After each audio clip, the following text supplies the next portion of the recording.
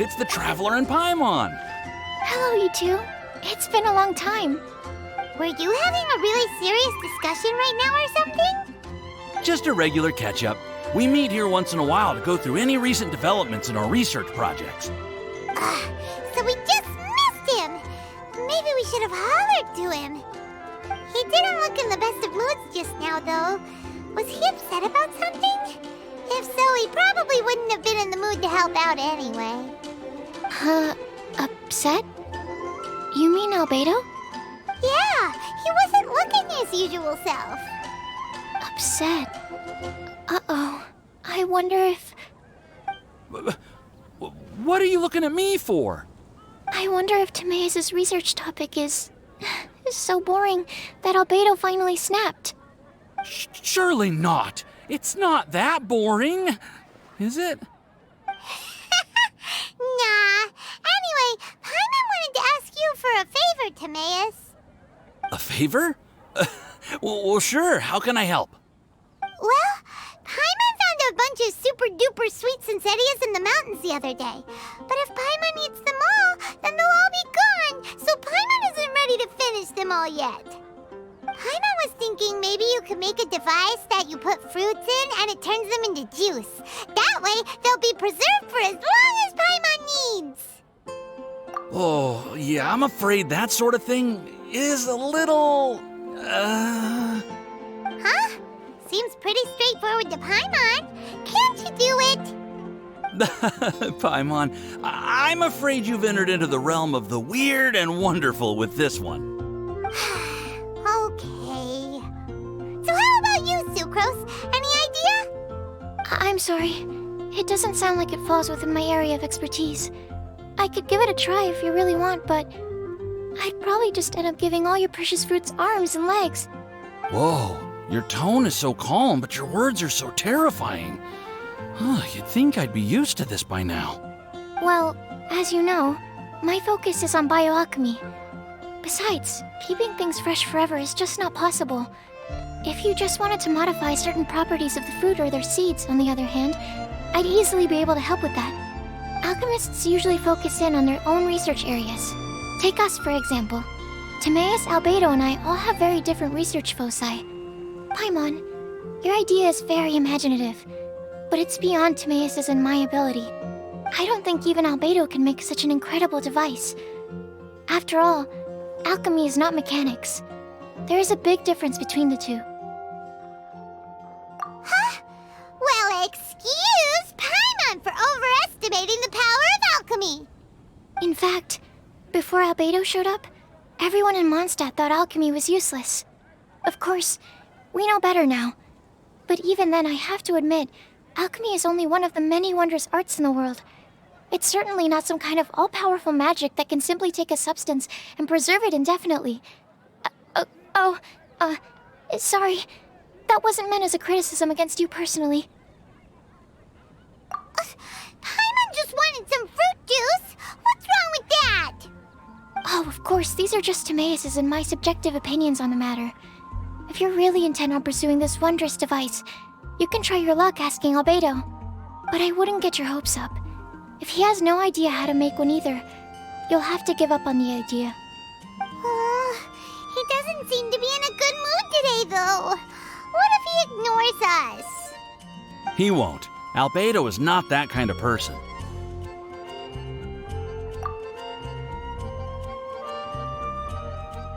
Hey, so where is Albedo heading to anyway? Dragonspine? Unless he specifically says otherwise, Dragonspine is where he usually goes. He seems particularly fond of that place. And somehow, the cold doesn't seem to bother him at all. Then let's go to Dragonspine to find him. Come on, there's no time to lose.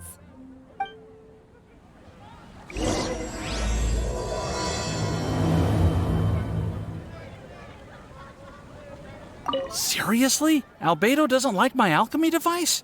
It can create tiny ice crystals. I thought I had a good design here. I was planning to take it further.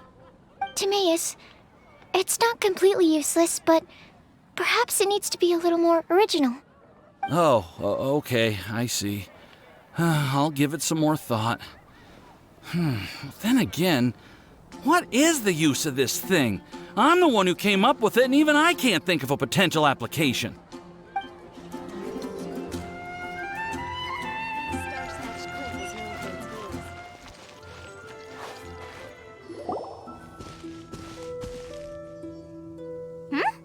This looks lively. What's the occasion? Let's go and have a look. Hey, Traveler and Paimon. Fancy meeting you all the way out here. Amber? Cyrus? Halid? What's everyone doing at Dragonspine? Don't you mind the cold? Oh, the Traveler is joining us too. Oh, great! Fantastic! Wonderful! The more the merrier. I agree. I feel much better with the Traveler joining us. Definitely the kind of person you want to have around in a tight spot. Oh, right! Paimon remembers most of these people are from the Adventurers Guild. Then again, it seems a certain Outrider is doing too. Allow me to explain. The Adventurers Guild is holding winter training on Dragonspine. As you know, our members have varying levels of adventure experience. Dragonspine is an excellent place for budding adventurers to challenge themselves and improve, but it's dangerous to go alone. So, we made a plan for senior members to pair up with junior members. This way, everyone can experience training on Dragonspine together under safe and controlled circumstances. Now, every adventurer can progress together. I've been working on this grand plan for half a year now, and it's finally coming together!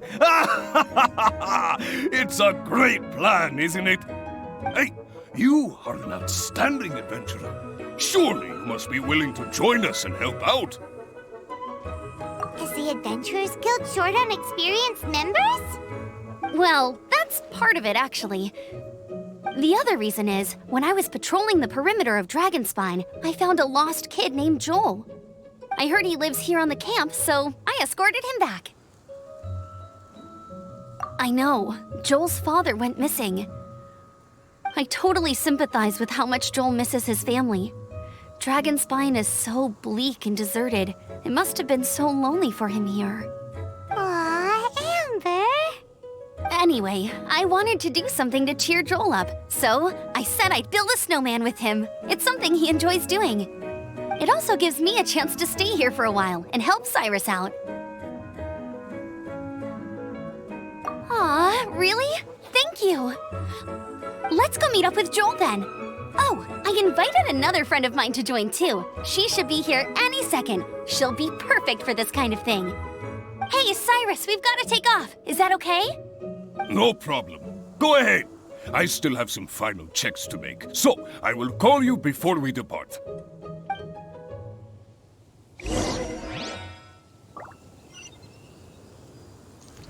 Yes. It feels like every time I try to drum up some enthusiasm for my idea, nobody wants to know. But whenever the young lass starts talking, everyone rallies behind her. What am I doing wrong? Hey, don't talk that way, Cyrus. You're the branch master. You're awesome. Have you done anything apart from resting all day? Come on! Are your supplies ready? Have you done your warm-up exercises? If not, then get to it, lad! Oh, yeah, sure.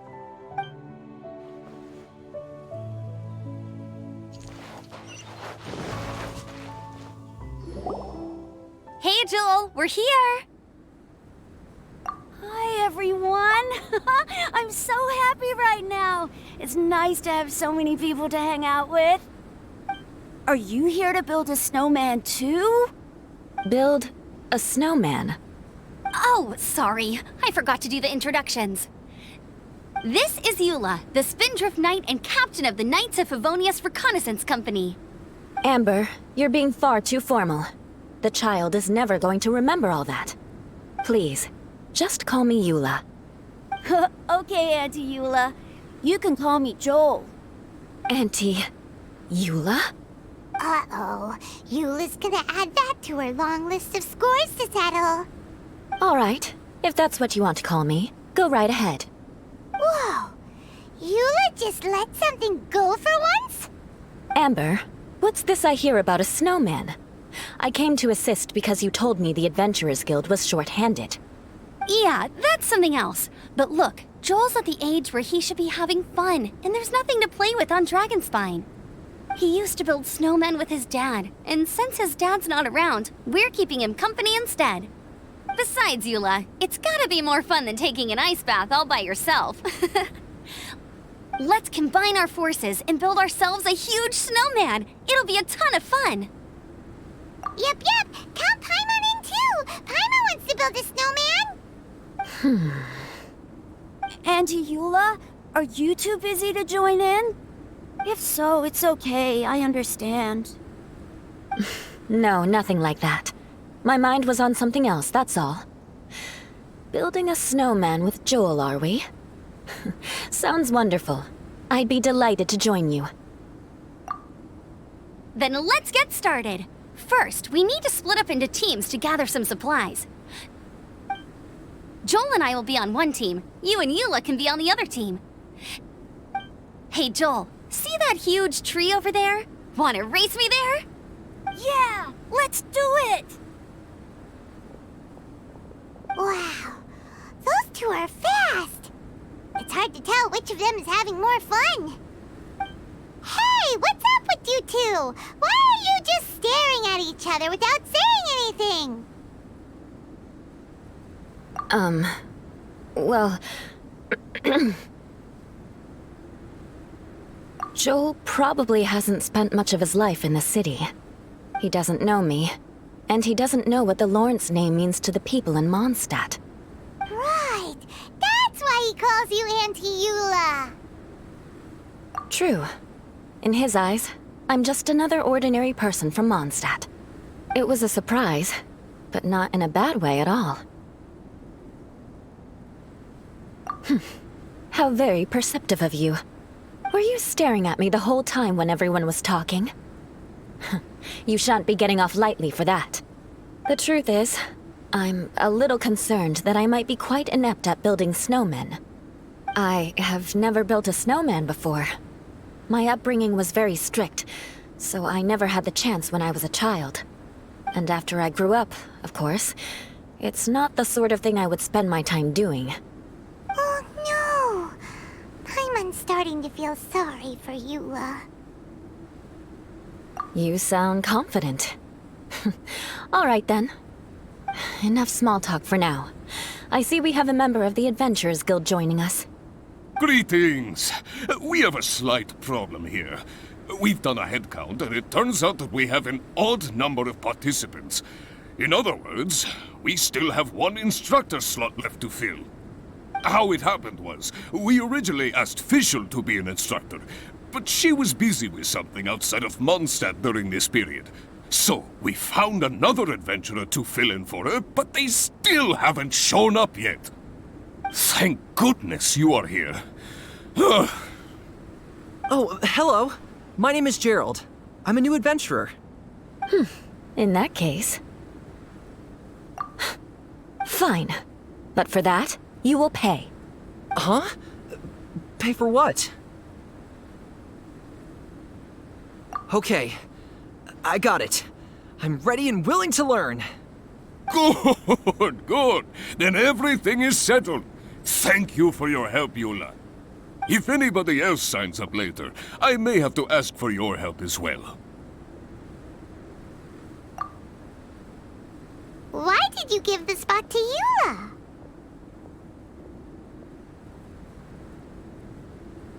Oh, okay.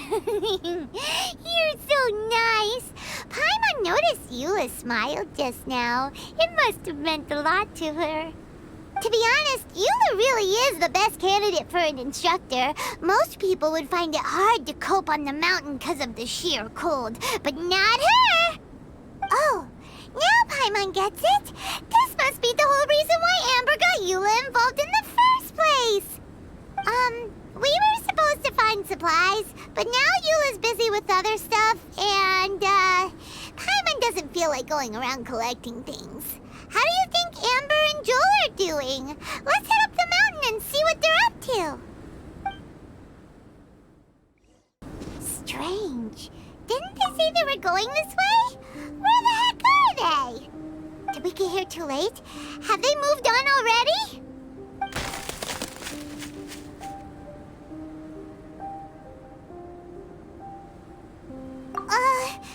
Could they be in danger? Hurry! Let's go check it out!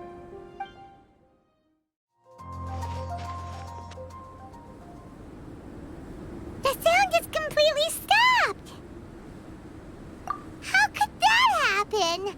After all the adventures we've been on, our tracking skills are honed to perfection! Aren't they? Oh, guess we underestimated whatever was behind it. But if that's the case, then what exactly are we dealing with here? I know that voice. Hmm? Huh? What brings you to Dragonspine? Oh, so it was Albedo all along! All along? Oh, what do you mean by that? On the way here, we kept hearing weird noises, and it felt like someone was watching us the whole time. Turns out it was just you! Honestly, you really gave us the creeps. If you're bored up here, go find something useful to do. Don't go sneaking around scaring the poop out of people. The things you felt and heard could easily be attributed to animals, or bandits, perhaps. You should be wary at all times in this environment. There are all too many ways to sustain losses here if you aren't careful. So, what business brought you here? We actually came to look for you, but then it turned into looking for Amber, but now we've met you, so we're back to that again. Your thought process is rather chaotic, as is the way in which you articulate it. Hey! How dare you! All Paimon's trying to say is that we came here to look for you! Oh, is that so? Then it must surely be something of great importance. I'm all ears. He seems to be in a better mood than we thought, right?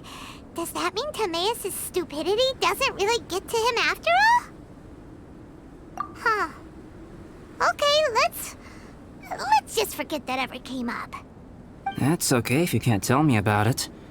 Just treat this as an opportunity to stroll on the mountain and enjoy the view.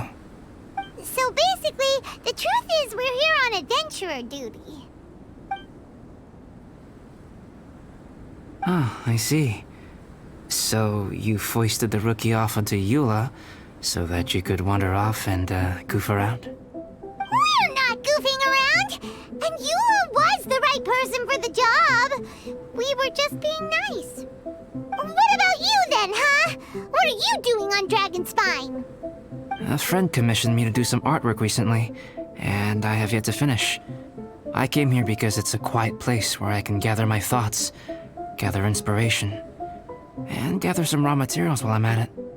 Raw materials? For what? Paint. Star silver can be used to make high-quality silver paint. I just ran out of my previous batch, so I'll collect some ore while I'm here.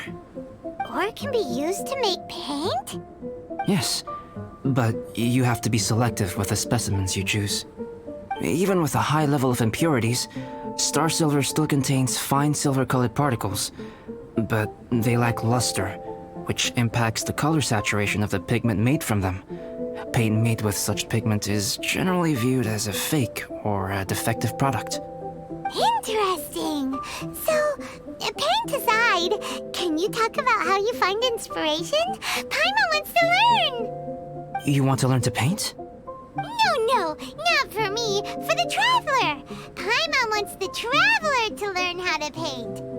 During our travels, we sometimes have nights where there's nothing to do. It'd sure be nice to do something memorable rather than just sit around.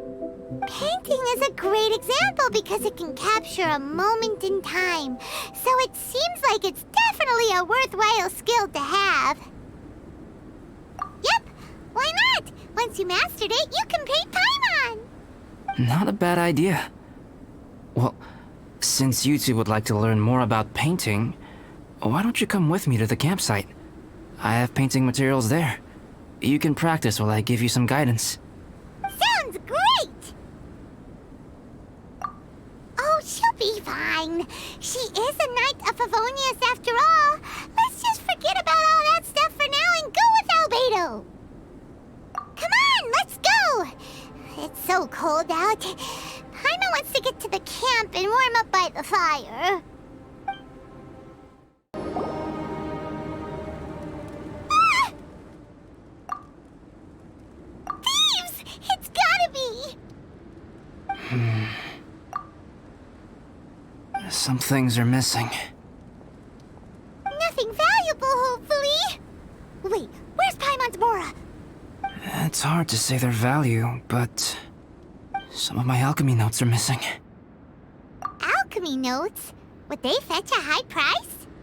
To the uninitiated, they are merely scraps of paper. But for someone who knows what they're doing, the knowledge contained in those notes is more valuable than any treasure. So you're saying only someone who knows alchemy would have stolen them? But the only people who come to Dragonspine are adventurers, thieves, and monsters. What use would any of them have with your notes? I feel the same way. However, hilly trail break-ins and other such incidents are not unheard of on Dragonspine. It's difficult to draw a conclusion based solely on the evidence at hand.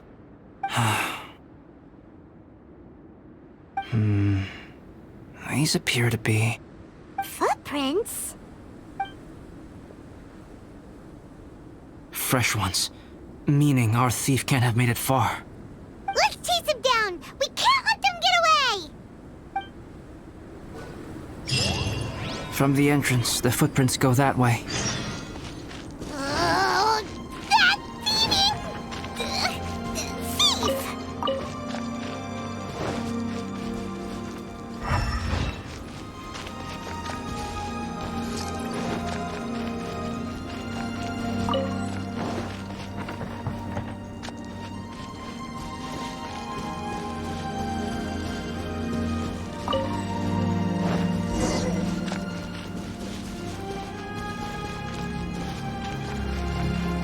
The footprints lead up there. So they scaled the cliff. Okay, after them!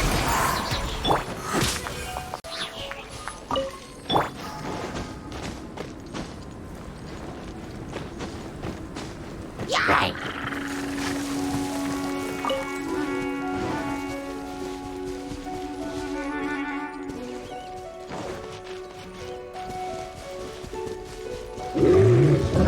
Footprints on the snow are so hard to notice. So easy to lose track completely. That's why we have to hurry. Huh? The footprints stop here! Our thief must have jumped from the cliff. Get your wind glider ready. We are going down.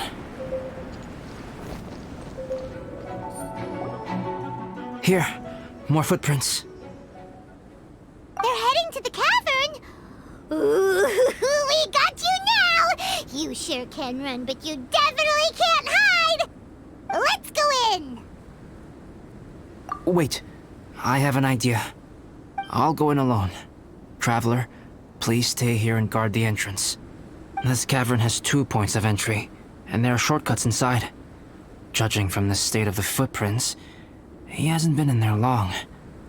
I should be able to reach the other side before he does. Cut him off at both ends. Good idea!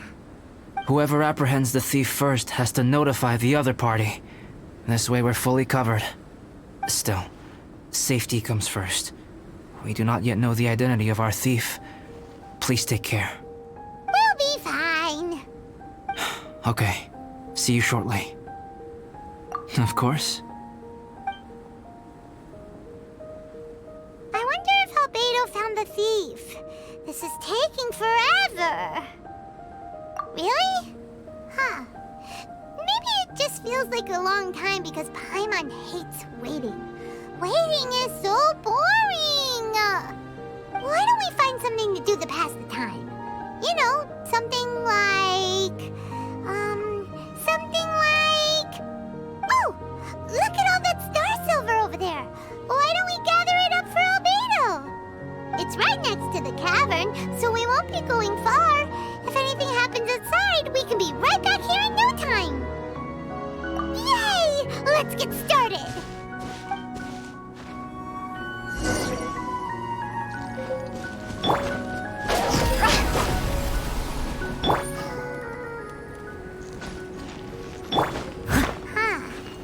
This stuff looks kinda lackluster. Is that because of the impurities like Albedo was talking about?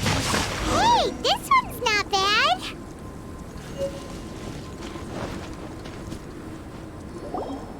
Alright, this should be enough. Some star silver shines a lot more brightly than others, huh? Finally, you're back! Yes. Sorry. I was unable to catch him. He was faster than I'd imagined. Oh. So after all that, we still don't even know who the thief was? What a waste! Still, we won't be going back completely empty-handed. We did some mining! Mining? Yeah, for star silver. Look, we got quite a lot! It's just like you said. Some are really bright and shiny, and others just look like regular lumps of rock with a little shiny bit here or there. Star silver. I was merely saying what was on the front of my mind. I hadn't thought you would genuinely go and gather some. Well, you said they can be turned into paint, so we got pretty curious. Also, if it weren't for that thief, we'd be making paint by now anyway, right? Or even painting by this point. Anyway, it's all the thief's fault for wasting our time. Yes, it's all the thief's fault. The notes mean a lot to me. I'm not quite ready to give up the search yet. Let's keep an eye out for clues as we go. Oh, just one thing. Do you want us to bring all this ore back, or did you want to sort through and get rid of the useless bits first? There's no point in bringing the bad ones back if it'll ruin the quality of the paint. Some of them do look pretty dull to paimon, so it doesn't seem like those will be of any use at all. Indeed. The sorting process is necessary. Humans are such practical creatures. They only want those things that are good. Once they have learned to distinguish between good and bad, they will never stop comparing things in their minds. Useless things should be disposed of at the outset. Right! Saves a lot of time that way. Efficiency first. So let's start by... Help! Help me! Wait! Did you guys hear that? Was that a cry for help? It's likely an adventurer in danger! Okay! The voice was definitely coming from around here. Is anybody there? Help me! No way! Is that... Is that the Traveler in Paimon? It's me, Bennett! Whoa! It's really him! Let's get him out! So sorry to trouble you guys again. The key should be someplace nearby. Please, help me find it.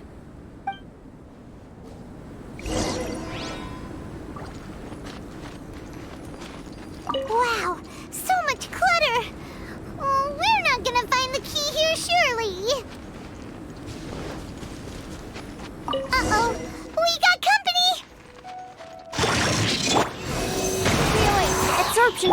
Leave it all to me. No, my sword. Rain outlines your... This isn't good.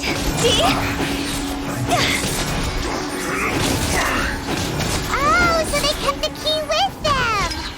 Huh. We were searching around for nothing.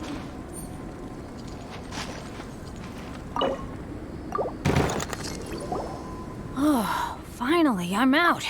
Thank you so much. If only there hadn't been rocks mixed in with the snow on the tree, it wouldn't have made me all dizzy when it fell down onto my head. And then I would have never walked into the Fatui's trap. Bennett? In a cage? Never saw that coming. I won't bore you with the rest of the details. Just me being unlucky again. Yep, taking them out was child's play. No need to thank us. You did? That's so nice of you guys. I know they were probably just following orders. But still, Thanks for helping me out. So what are you doing on Dragonspine? Didn't Razor want to come with you? Did you hear about the Adventurers Guild thing? They're hosting a winter camp here. As one of their veteran adventurers, I'm here to help out the rookies.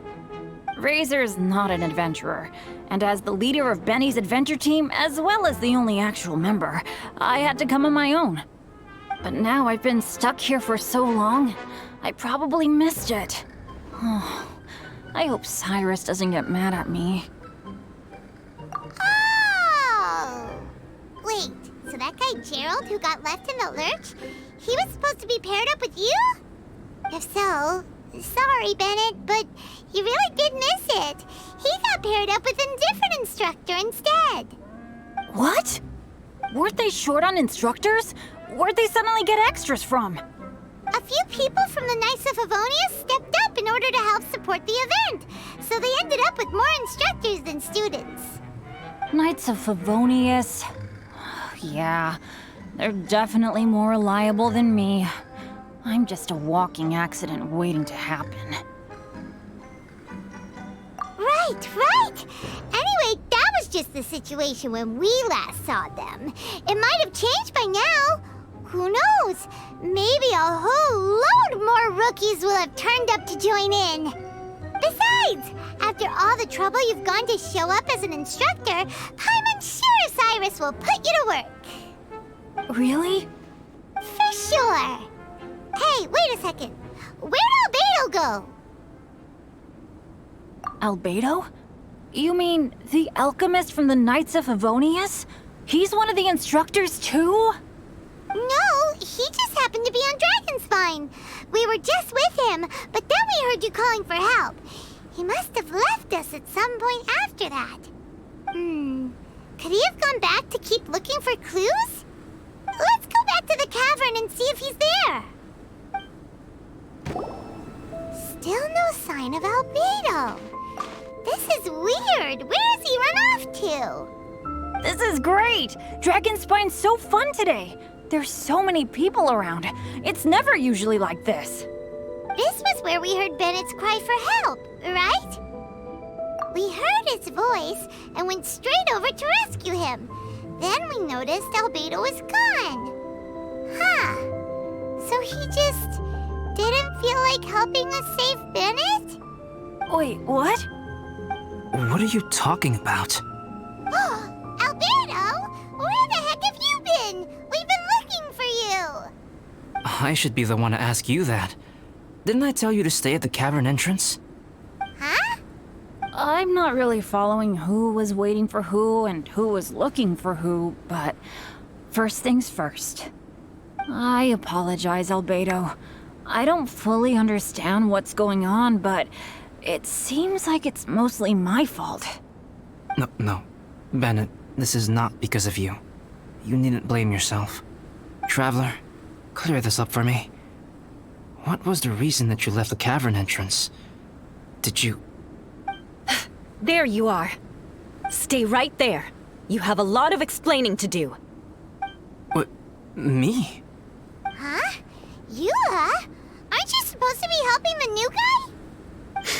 Yes, that's what I would be doing, if I hadn't been interrupted by a certain someone's malicious scheming. Albedo, I saw you taking Joel towards the wasteland at the edge of Dragonspine.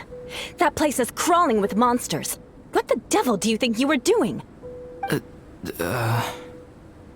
Whoa, wait a second. What's going on? Actually, wrong question. How much stuff is going on? When I came to stop you from leading Joel any further, your first reaction was to throw the child down and attack me. When I fought back, you quickly fled. Care to explain? I see.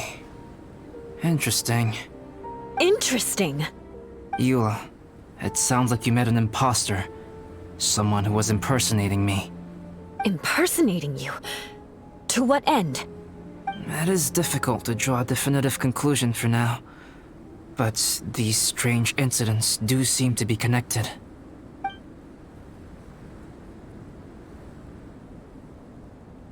Your alchemy notes were stolen. Can the Traveler and Paimon testify that the three of you were together up until you entered the cavern? Yes, we can confirm that. As things stand, I don't have any reason to harm the child. Whoever you met is likely to be both the thief who stole my notes and also an imposter. Of course, it's entirely natural for you to be skeptical of my story. I was separated from the Traveler and Paimon for a significant duration while we were pursuing the thief. My word alone cannot serve as a definitive account of my actions and whereabouts during that period.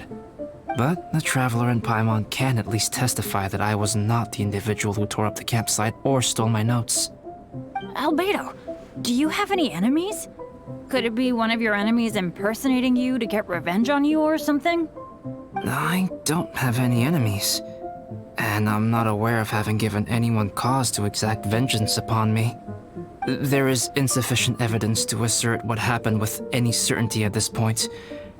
Given how serious the situation is, I intend to investigate it myself, even if you decide not to pursue it any further. Eula, I won't discourage your ongoing suspicion of me if you can't believe my story.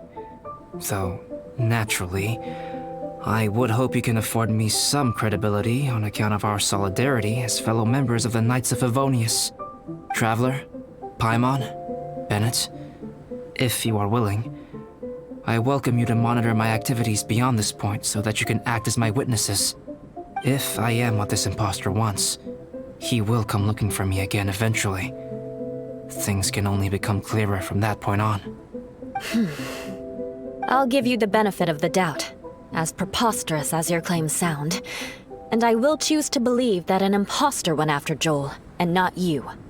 I will keep Joel safe. If you need any support with the investigation, contact myself and Amber. You have my gratitude. As far as Amber goes, I will... Eula! Eula! Where are you? Amber, we're here! Eula! Oh, and Traveler, Paimon, Albedo, and Bennett. You're all together. Great. Bennett, I'm glad I ran into you here. Cyrus was telling me you still hadn't shown up. He was getting worried you might have run into some trouble. Yeah, I ran into a little trouble. Thanks for your concern. Sure thing. Well, now that I found you, let's go check in with Cyrus. But before that, has something come up? How come you're all gathered here together? Need any help? Between us, there have been a few minor incidents, but nothing I haven't already dealt with. Oh, yeah. It's my fault, really. All because of my bad luck. But everything is fine now. So, it's all set then? Great! Shall we head back down together? I did say I'd bring Bennett back if I saw him. Sure, I'm ready to go. Very well. Let's go. And then there were 3. Traveler, can we talk somewhere else? There's something I need to tell you. Let's go to my camp. My camp is somewhere that we can talk openly, without reservation. But before that... Whoa. What a mess! Thank you. I appreciate it.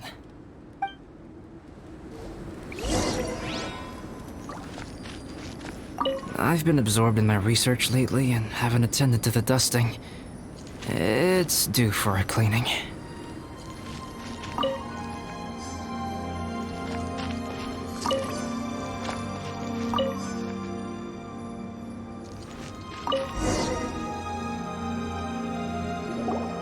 Yep, that should do it.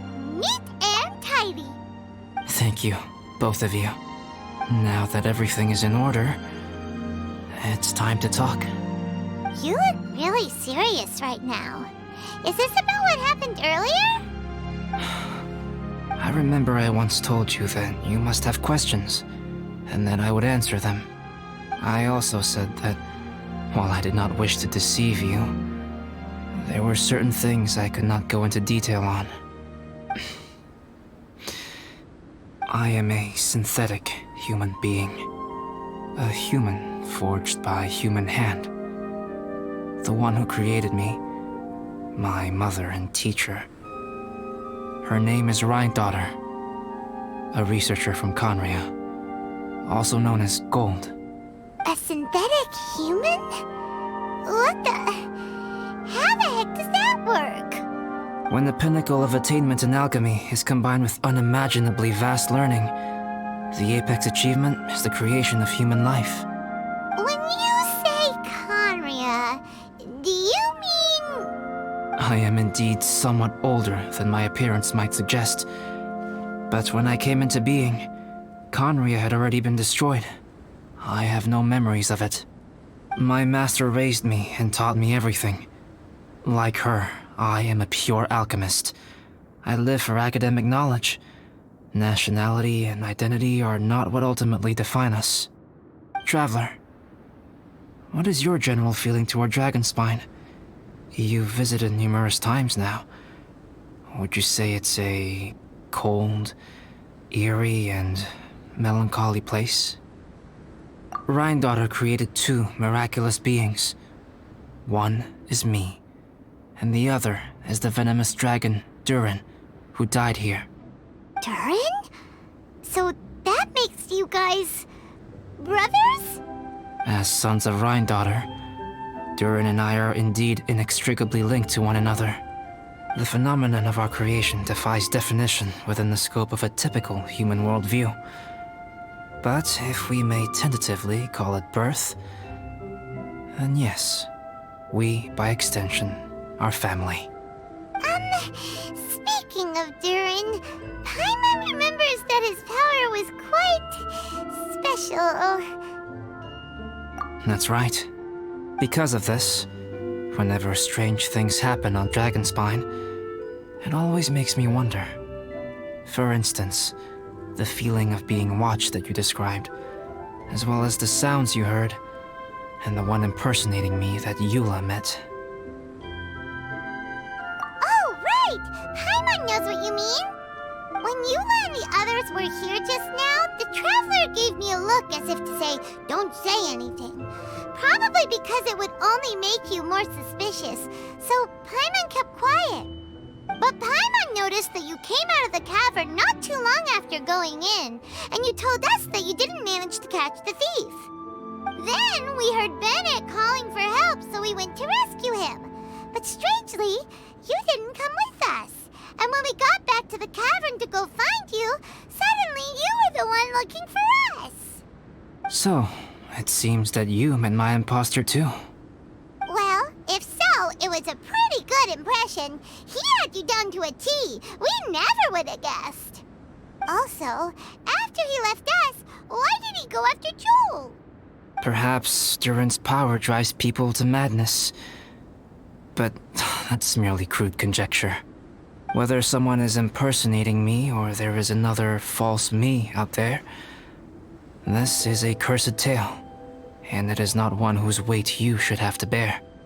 Traveler, perhaps you should return to Mondstadt if you have no further business here. The work that lies ahead will occupy me completely. I'm afraid I will be unable to entertain you beyond this point.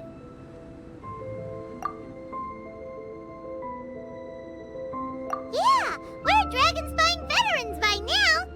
If there's something really bad going on, we can't just leave you here to deal with it on your own. That wouldn't be very nice now, would it? Besides, there's no one else in Mondstadt that you can talk to about this. Sucrose and Timaeus don't know your secret. Yeah, don't push us away at a time like this. All right, thank you. You were intending to participate in that winter camp, if I recall correctly. That could serve as an excellent pretext for you to remain on the mountain. In that case, please join in the activities of the Adventurers Guild as planned, and be on the lookout for any leads while you're at it. If anyone sees me, or someone like me... We'll be sure to pass the info straight on to you. Good. Then we're agreed. Okay, let's split up to look for clues, then meet back here at this camp in a few days' time. Sounds good to me. But please, whatever happens, put your safety first at all times.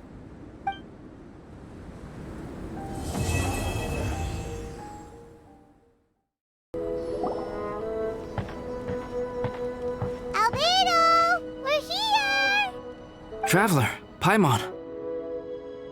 Your faces say that perhaps you haven't turned up anything? We investigated all over the mountain, actually. But we didn't see anyone that looked like you or hear of anyone else meeting you. This is not unexpected. I haven't made much progress either. He appears to know that we are looking for him, and has opted to lie low for the time being.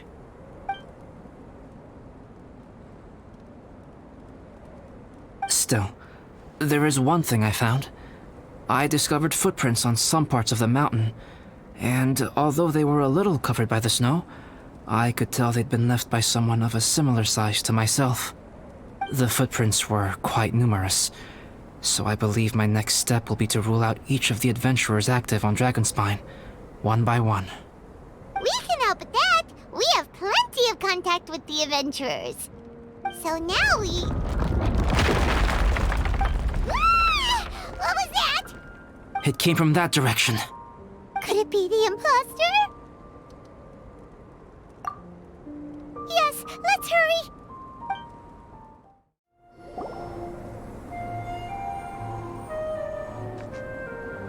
Hey, did you see that? Did those rocks shake just now?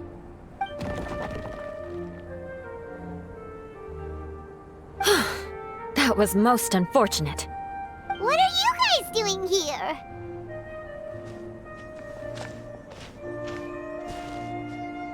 I have to agree. We've been wandering this area for days. We ran into Pallet earlier.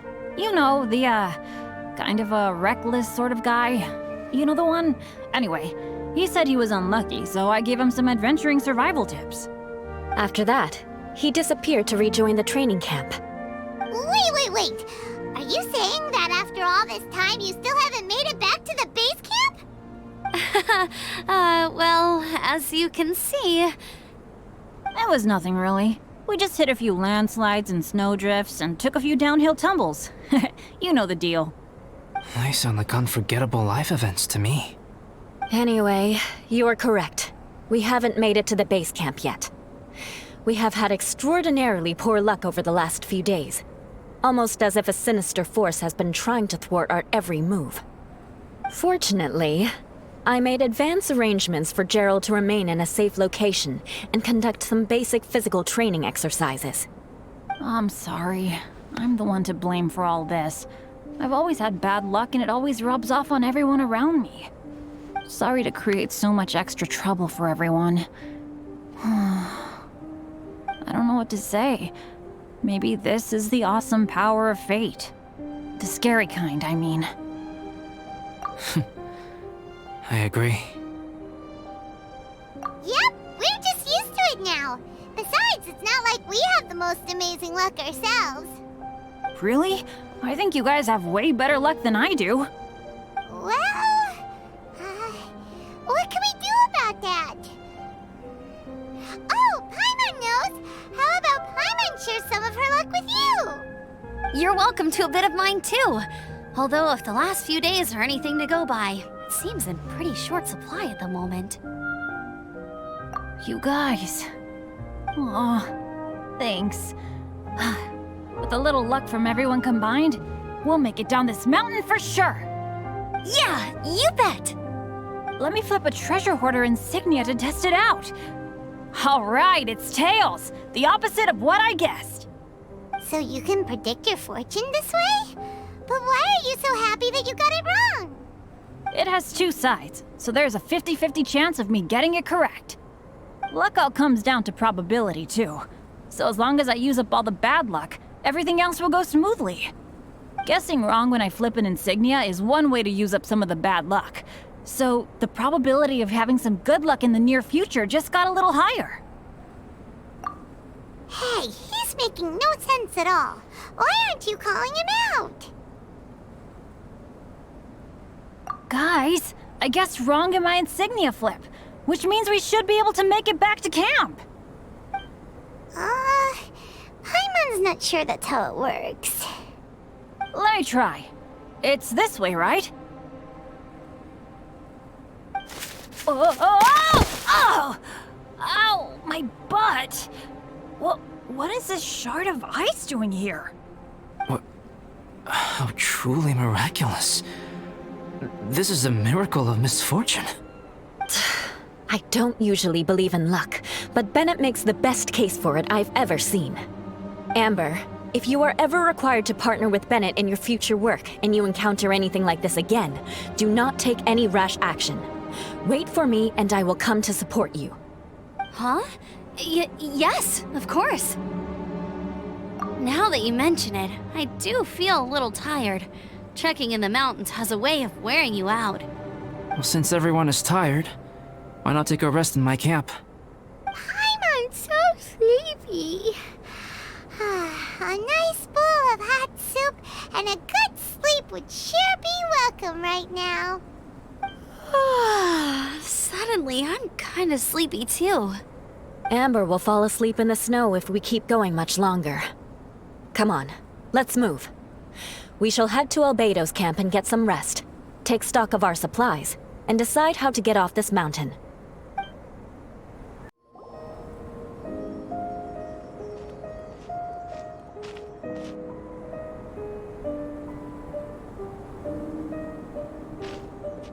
Here we are. Make yourselves comfortable. Oh, I forgot I don't have that many chairs. Please wait a moment. What's he doing? Painting? He is. He's painting a chair. Wait, alchemy can turn paintings into objects? How is this possible? My paintings are like blueprints. Alchemy simply enables me to omit the manufacturing part of the process. It's an elementary level technique. With enough research and experimentation, this same technique can even be used to create living beings. Whoa. Well, since you can magically produce chairs, can I have one with a backrest? No problem. How many of you want backrests? Me! Me! I'll also take one with a backrest, if you please. Can Paimon have a chair that comes with a juicer? Still beats squeezing onto a stool with you.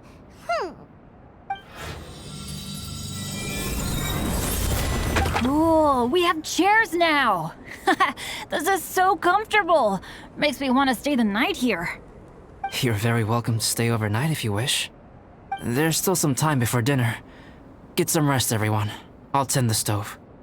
Hey now, we can't be letting you do all the work. I can help. Please, put me to work.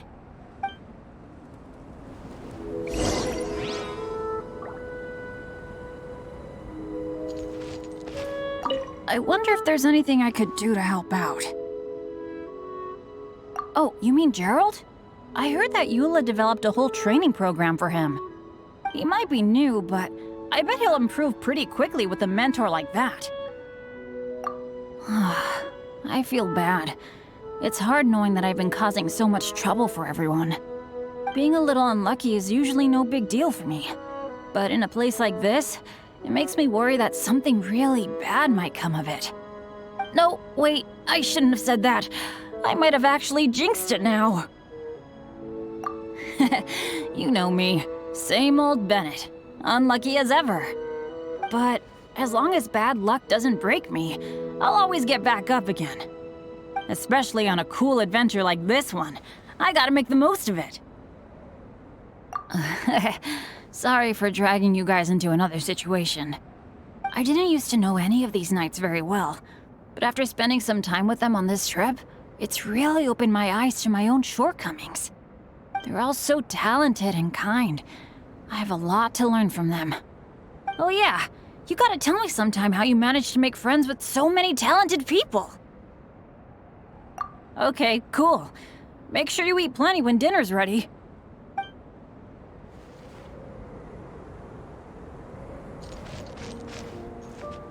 This is quite cozy for Dragonspine. I'm pleasantly surprised. I gave it a try, and I actually quite enjoyed it. but Amber said the snowman I made was too artistic. Apparently, the conventional style is more rotund in appearance. I couldn't tell if she was complimenting me or mocking me. Either way, I'm not about to let it go.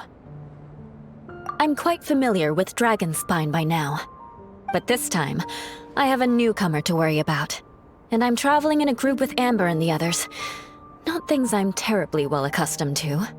Still, I've taken the job, so of course I'll do what's asked of me to the fullest of my ability.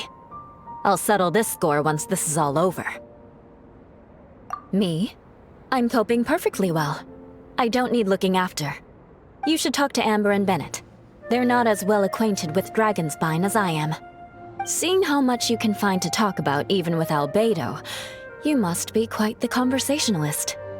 So put that skill to good use. Teach them all how to survive on Dragonspine. I'm sure this is well within your capability, no?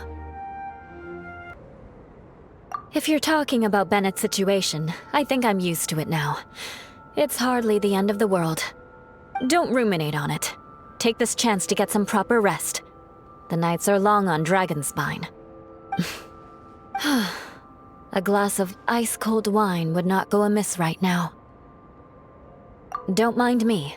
Just do whatever you like.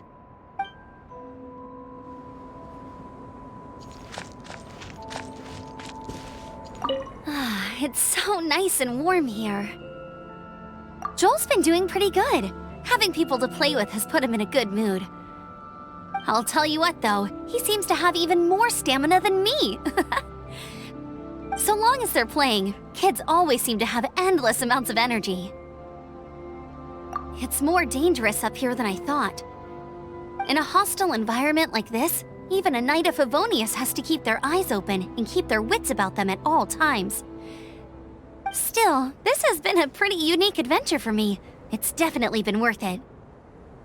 You know, when I was keeping Joel company, I started missing my grandfather really bad. After he disappeared, I never saw him again.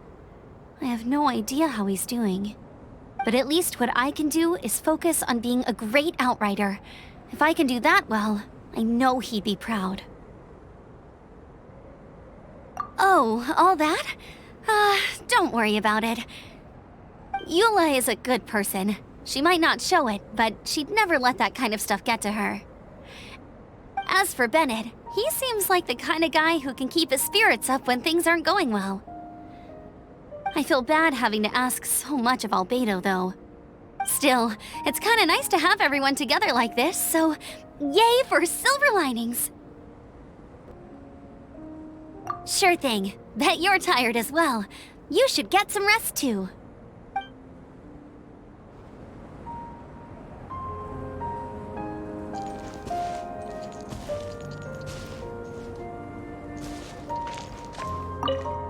Oh, pace yourself. Dinner could be a while.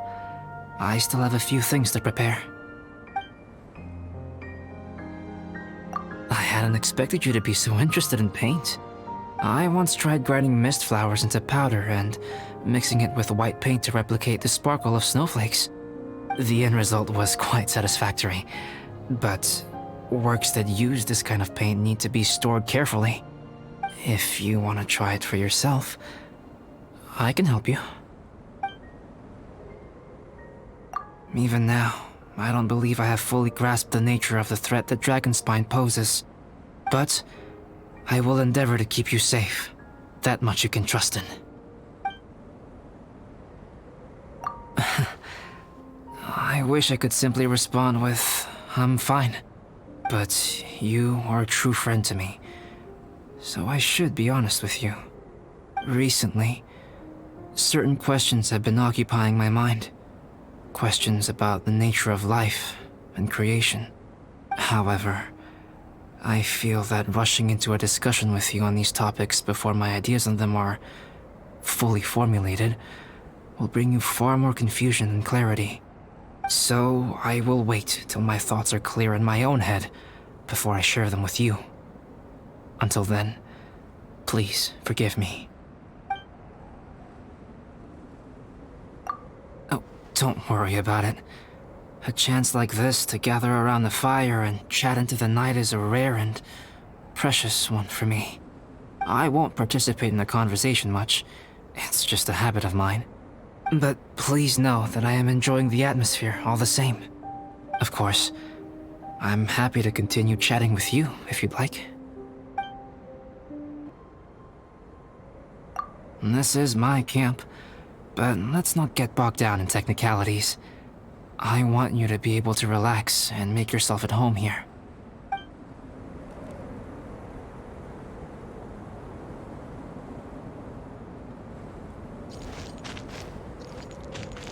Oh, pace yourself. It's almost ready now. Traveler, please light the campfire and gather everyone for dinner. Yay!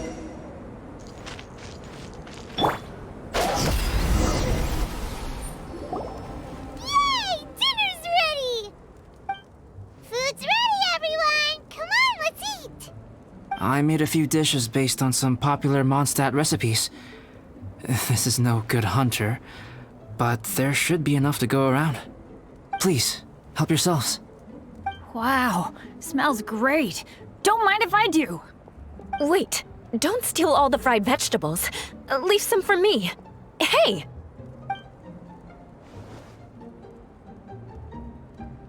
Ah, Paimon's full. What a great meal! Albedo, you're too modest. These dishes are as good as anything you'd find in a top restaurant. Are all alchemists so good at cooking? You may be onto something there. Right? Paimon thinks so too. It's his lab manner that gives it away. The kind of guy who holds a potion bottle as steady as a rock isn't the kind of guy who's gonna be slapdash with his salt and pepper. Actually, that makes a lot of sense.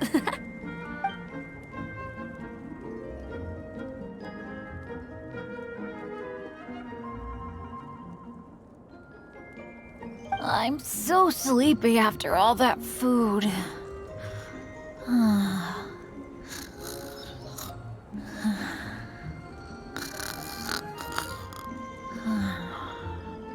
Did Bennett fall asleep sitting up?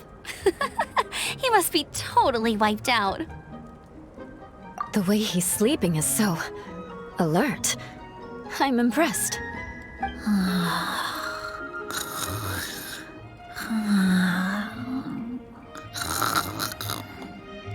He seems to be in a deep sleep. Ooh, Paimon wonders if he sleep talks. Oh, no, Dad, no apples for me. I want sticky honey roast and fisherman's toast. Sticky honey roast. That's your favorite, isn't it, Amber? Sure is. Give me a sticky honey roast from Good Hunter any day. I used to take Eula to Good Hunter a lot back when we first met. Before long, Sarah would start cooking our usual orders as soon as she saw us coming. She said we ordered the same thing so often that it was practically muscle memory by that point. She also said that if everyone in Mondstadt ordered like we do, her job would be so much easier. All she'd have to do is memorize everyone's favorites. Always eating together. Aww, it's nice that you two are so close. The Traveler and Paimon always eat together too. It's a sure sign of true friendship. Two people simply sharing a meal says nothing either way about the relationship between them. That depends if it's a one-off meal or a regular occurrence. Aha! Paimon just noticed something. Whenever Eula doesn't want to admit to something, she raises her chin or puts her hands on her hips. Ah, you've all picked up on that. Didn't know Eula's tells were so easy to spot. We are done here, yes? I am free to go, am I not? Then please excuse me. I have a frozen lake I need to be at. You're going for an ice bath at this time of night? Wait up! Don't go without me!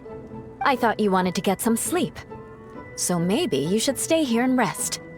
No, I should come with you. It's late, and it's dark, and you're not good with directions like I am. Come on, let's go together.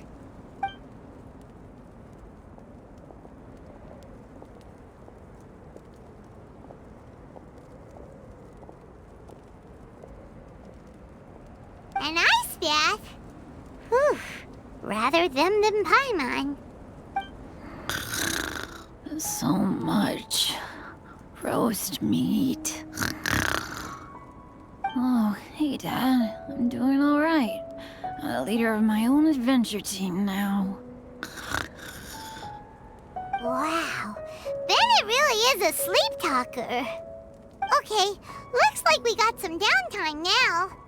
Alright, you two. Time to paint. Have you decided what to paint? Like you even need to ask. It's obviously going to be Paimon. Sure. But we should move elsewhere. We're likely to disturb Bennett's sleep if we stay here, so let's go outside. Okie dokie. Alright, grab your easel, paper, brushes, and paints. Don't leave anything behind. Let's paint here. Allow Paimon to adopt an elegant pose for your artistic reference. Hey! What's that look for? Cut the attitude and start putting your perfect Paimon down on the page. You better take this seriously, because this is going on Paimon's wall. Confidence is a good thing. Those to whom it is endowed do well to flaunt it. I'm looking forward to the finished piece.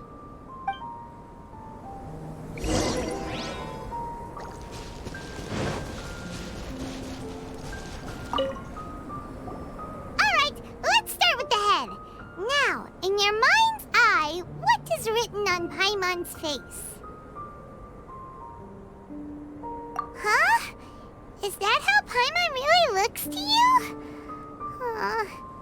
Okay, forget it. We can come back to that. Let's move on to the body. Come on, paint what you see when you look at Paimon. Paimon's starting to feel like this is not going to turn out so great. Now Paimon's getting nervous. Let me see. Let Paimon see. What is that? Why you... How could... Paimon is lost for words. The brushwork is smooth and the composition seems professional quality. You had no problems there. So what the heck happened with the face, huh? Explain that stupid expression!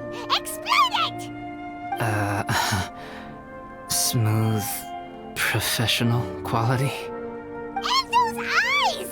Those boring, lifeless eyes! Where's the soul?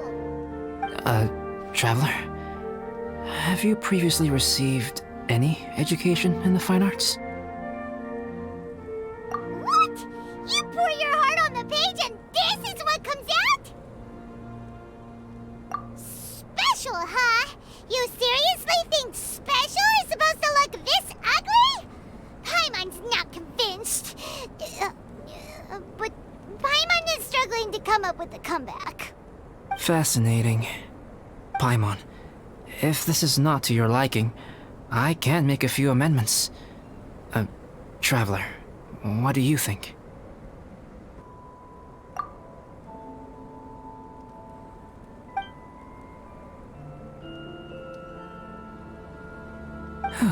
All right then. Paimon, is this better? It's a total ground-up overhaul, that's what it is!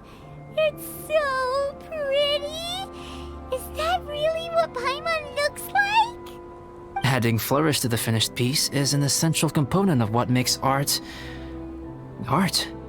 This is not to say that you differ from the painting on a fundamental level, rather that the real you and the you in the painting present two different styles of beauty. You remain the core reference point for the painting. So, Paimon, you can put your misgivings aside and hang this painting wherever you like.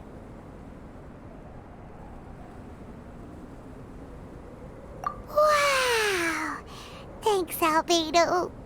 Oh, I merely added a flourish here and there. You should be thanking the Traveler. In truth, ground-up overhaul is more or less an accurate description. The more Paimon looks at it, the more she likes it.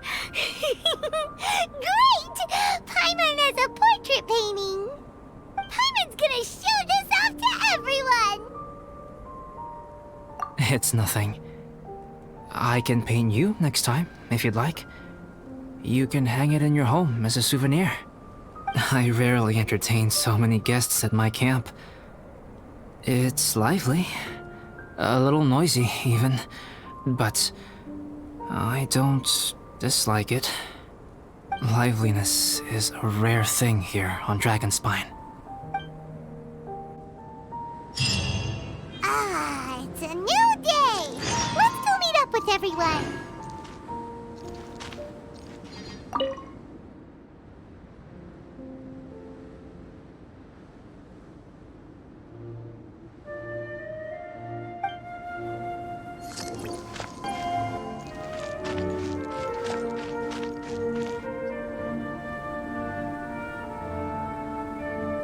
Hey, good morning!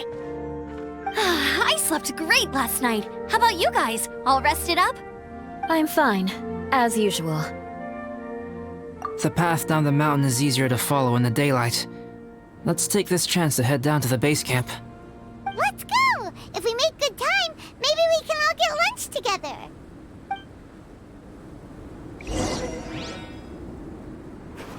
I flipped another insignia just outside the camp. Wrong again! So your bad luck is all used up. We'll be down the mountain in no time. Yeah, my thoughts exactly. Today's the day.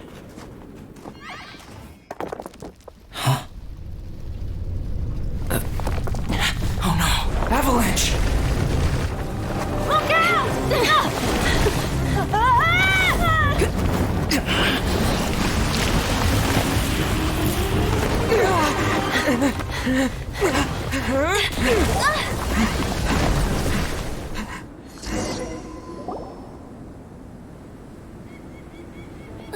Traveler, Paimon, are you all right? Are you hurt? Paimon's fine. Oh, that's good. My arm got a little scratched up, but it's nothing serious. I'm okay, but I don't see the other two. I'm afraid the avalanche may have pushed them off the cliff. They fell down? They'll be okay though, right?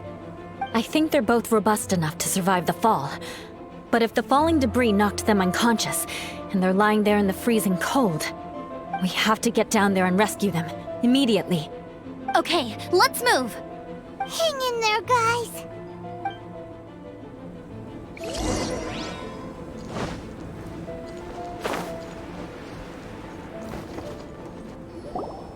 Bennett! Bennett, are you okay? Shout if you can hear me! Bennett! A voice! Over there! Bennett, is that you? Guys, I'm over here. Are you alright? Are you hurt? Let me check. I'm a little dizzy, but I'm not in any pain. I don't think I'm injured. Thank goodness. Scared the life out of me. If you're dizzy, sit and rest for a while. It's fine, really. This kind of thing happens all the time. I'll be fine. Thank you. Wait, where's Albedo? Isn't he with you guys? We thought he fell off the cliff with you. He still hasn't shown up? We found Bennett here, so Albedo can't be far away. Keep searching this area. Got it.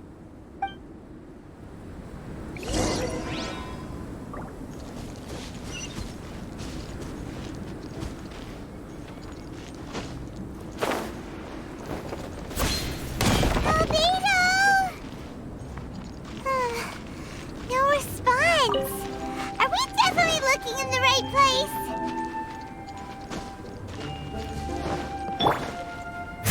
He's not here either. Let's check with the others.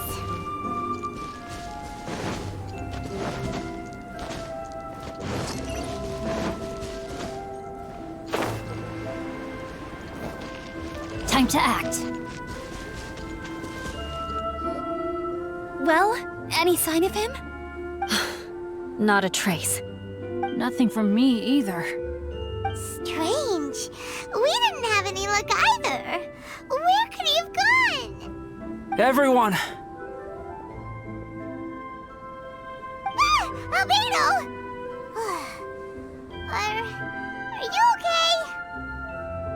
Nothing serious. Okay, everyone accounted for. Guys, I think it's gotta be because of me. The avalanche only happened because I'm here. I guess flipping a treasure hoarder insignia isn't gonna change my luck after all. No wonder no one wants to go adventuring with me. I'm so sorry. Don't say that. I'm hardly the lucky type myself, so I'm not about to go blaming every little thing that goes wrong on you. Exactly. Besides, Dragonspine is a dangerous place. Avalanches literally come with the territory. Bad luck has nothing to do with it, okay? Traveler, what's wrong? Your face looks... Oh no, did you get hit on the head? Phew. Everyone, the incident is behind us now. We should keep moving. Why do I feel that Dragonspine has become more dangerous than it used to be? I hope it's just my imagination. Our top priority now is to get off the mountain and regroup with the adventurers. Whatever further dangers this mountain has to throw at us, we must face them together. Agreed. Guys, keep your eyes peeled and watch your step. Careful does it. Whew, we've been heading in the right direction for a good length of time now. We must be getting close. I can feel it. Victory is in sight! Hooray! As soon as we get to base camp, Paimon wants a bowl of hot soup and some barbecued meat. I hope we can all get there safely. No more incidents, please.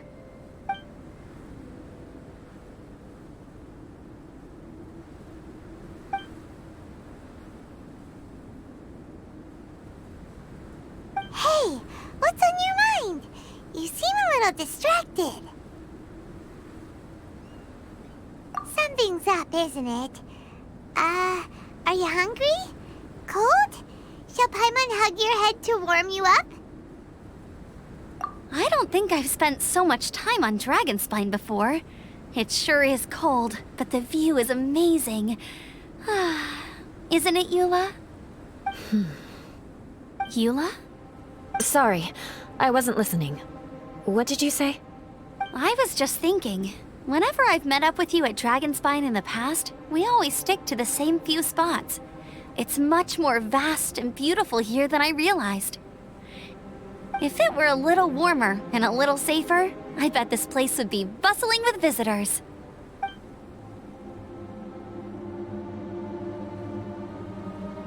I agree. People are put off by the cold and have an aversion to danger.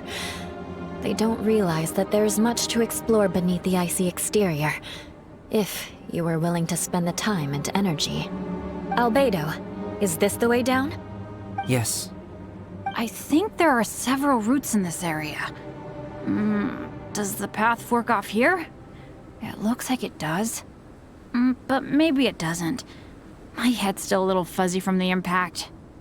I'm kinda dizzy too. I keep thinking things are swaying a little. Maybe I'm just hungry. Either path will work for us. The smaller trail is less worn and harder to see, but it's also shorter. Since everyone is weary, I suggest we take the shortcut. Follow me.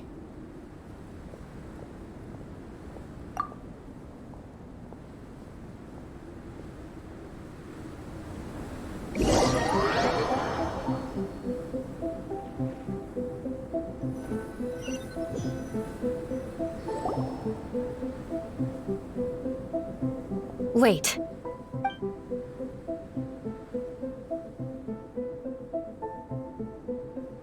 Bennett and Amber don't look well. Can we take a break? We can continue once their conditions have improved. Ugh. Now that you mention it. Huh? You hit your head earlier, didn't you? Oh, you noticed. Are you sure it's worth holding everyone up over a little thing like this? No problem at all! Health and safety always come first! Okay, sorry for this. Thank you. Yeah. Thank you.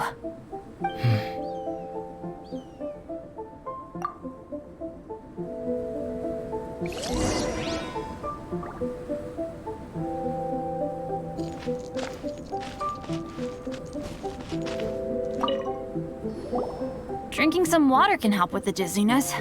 Oh, and lying flat on your back helps too. Thank you, Bennett. Seems like you really know your stuff. Well, when life gives you lemons. Bennett, weren't you feeling dizzy too? Stop pushing yourselves, both of you. Get some rest. We'll continue when you've gathered your energy. Eula might come off as a little frosty, but she takes caring for her friends super seriously, more than anyone else I know. Every time I see that look on her face, I'm just like, ah, stop staring at me.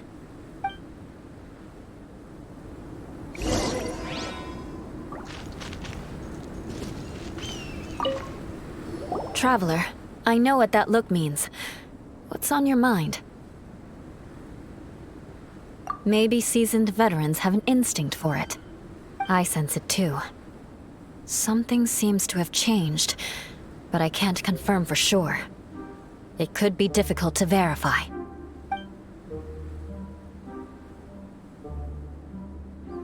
It might be imprudent to speculate out loud, but I believe you know what I am referring to.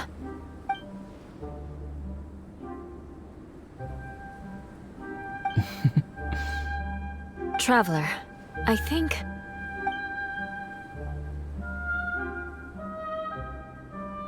you...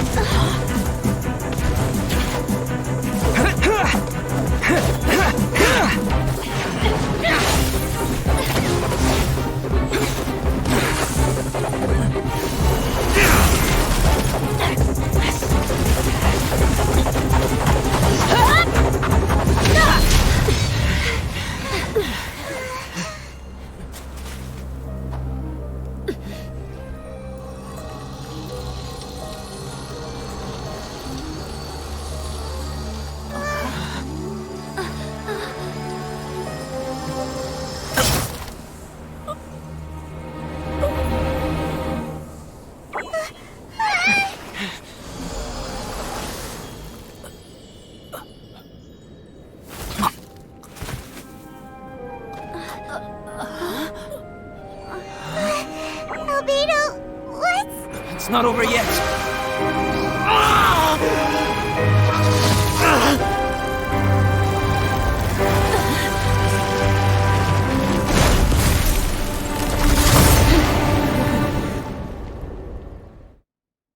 Brace yourselves.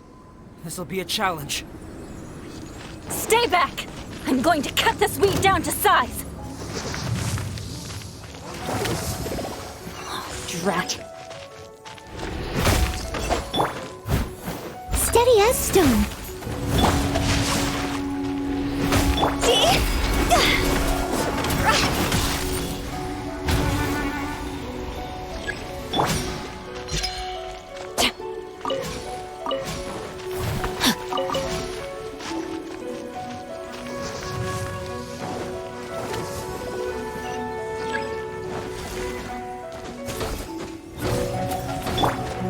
Leave it all to absorption test. Animo test 6308.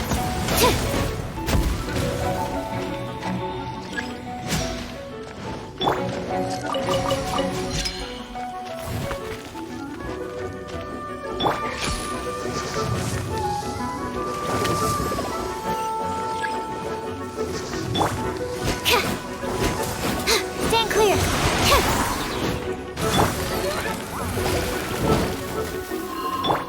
Witness the power of Gwa. Huh? I must leave no.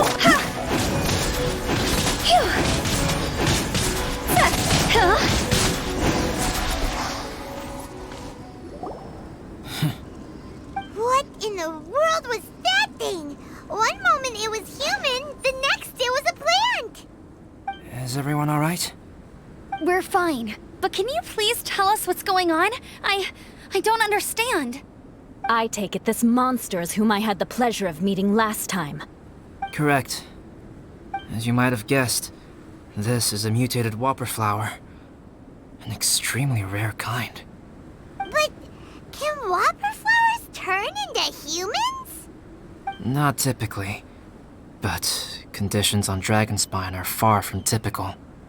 Perhaps the dragon's blood seeped into the land, then was passed to the monsters via the ley lines, accelerating their rate of mutation. How could that happen? This mountain is home to the remains of Durin, the venomous dragon. If there is anywhere in the world one might expect life to do unfathomable things, it would most likely be here. Durin was an artificially created life form. Its existence is nothing short of a miracle, and proof of countless possibilities. In other words, this mountain we stand on is a cradle of life's profoundest mysteries. A vast and terrifying hotbed of possibilities. The Avalanche. It must have been the work of this imposter. Agreed. All the other troubles you faced on the way down could also have been its handiwork. My guess is that it was targeting everyone that I've had contact with. Right, I forgot all about that. It's not inconceivable. But what was its purpose? Was it just trying to get rid of us? I have a preliminary hypothesis on this. Whopper flowers are masters of mimicry, and those we encounter in the wild often appear in the vicinity of the plants they impersonate. In other words, the whopper flower likely has an instinct to replicate and replace. As a plant, it will disguise itself as another plant and infiltrate the group, hiding among them for cover. The plant being imitated has no way to detect or fight back against this behavior. But when it disguises itself as a human... It wanted to replace you and infiltrate our group? Yes. Maybe it created the Avalanche to get rid of us. I predicted this eventuality, so I availed myself of the Avalanche to hide and lure it out. It was watching us the whole time, and when it saw that I had disappeared, its instinct was to take my place. At that point, its disguise was complete, and its next move was to hunt its prey. Yes, that's exactly how whopper flowers operate. So when it approached and attacked Joel, what was that? A trial run? Perhaps. Or maybe it enjoyed posing as a human, and wanted to experience what it felt like to be human. We're fortunate to have discovered it in time. I think the Traveler was the first person other than Albedo to notice something was wrong. Traveler, how could you tell the real me and my imposter apart? I want to know too. I had no idea the other guy was an imposter. They looked exactly the same to me. I see. It goes to show how difficult it is to impersonate a human. This mutant whopper flower tried its best to replicate the original exactly, but still managed to miss some details. Unbelievable. To think that Dragonspine creates such terrifying possibilities.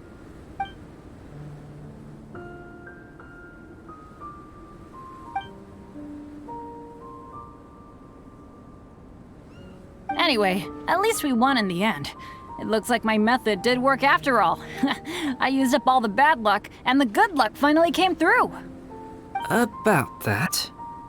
If you're referring to having fallen down the mountain and avoided injury, well, that's because I was secretly protecting you. Huh? Well, that still counts as good luck to me. Yes, that's not an unreasonable way of looking at it. Okay. We've been delayed long enough. Time to move on. Yeah, let's go!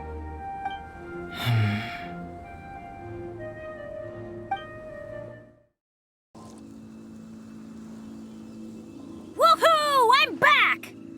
Cyrus doesn't seem to be here. He must have headed up the mountain. Let's wait for him here. Amber, are you feeling better? Yep, all good now. Nothing to worry about. I don't know what I'd do without you guys. If not for you, I'd probably still be locked up in that cage. I really want to thank you all properly, but I can't think how at the moment. Huh? You must be pretty used to being on the receiving end of people's kindness by now, though, surely. You probably need it often enough, given your situation. Come on, don't put it like that. Sure, plenty of people have shown me kindness before, but that doesn't mean I will ever take it for granted. No matter how many times people help me out in life, I will never forget any of them. Well, instead of repaying those who helped you, perhaps you could help others yourself. Everyone meets others in need from time to time.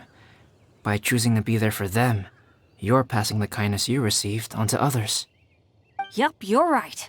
That's what I've always tried to do, and will always continue to do. Right. And when Cyrus gets back, I'll find some way to help him out too. This has been quite an eventful day. Yeah, it has. It's really hit me how tired I am now that I've started to relax. I need to rest. Everyone, please excuse me for a while. Yeah, I need to get some water and maybe a piece of fruit. Once I'm rested up, I need to get back to being an instructor again. Well, it looks like the curse of the mountaineers who couldn't get off the mountain is finally broken. Feels like an action-packed chapter has come to a close. Shall we find somewhere to rest and chat too? Why not? Then please, come with me. You sensed something too, didn't you? Then let's go. Huh? Are you going back to your camp again? Paimon thought maybe we could talk here. Okay. Might as well come with you. Good. Shall we set off right away?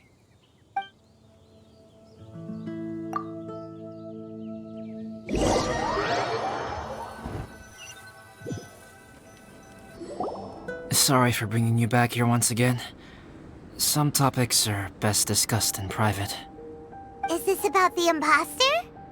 That's right.